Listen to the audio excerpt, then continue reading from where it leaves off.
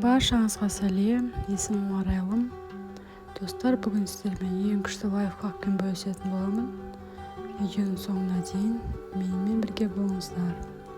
Міне бейнеде көріп тұрғаныңыздай сиырдың етін осындай қылып турап, әдемілеп осындай арнайы пакеттерге салып морозильникте сақтаймыз. Менде 8 килограммдай сиырдың еті.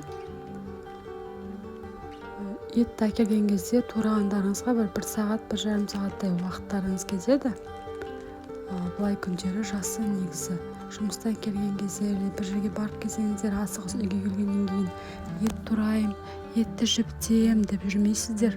Бір пакетін аласыздар да суға жуып жіберіп, тамақтарыңызды жасай бересіздер. Негізі ең күшті нәрсе ғой. Менде осы 8 килограммдай еттен 16 пакеттей шықты. Сіздерге де жасауға кеңес беремін, достар. Достар, менің каналым сіздерге ұнап жатса, пайдалы болып жатса, лайк басып, тіркеліп, комментарий жазуды ұмытпаңыздар.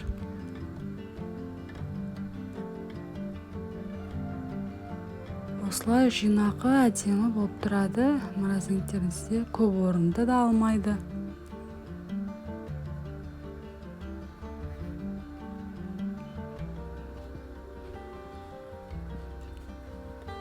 Бейнеде көріп тұрғандарыңыздай менің алдында жасаған еттерім осылай әдемі болып тұрады.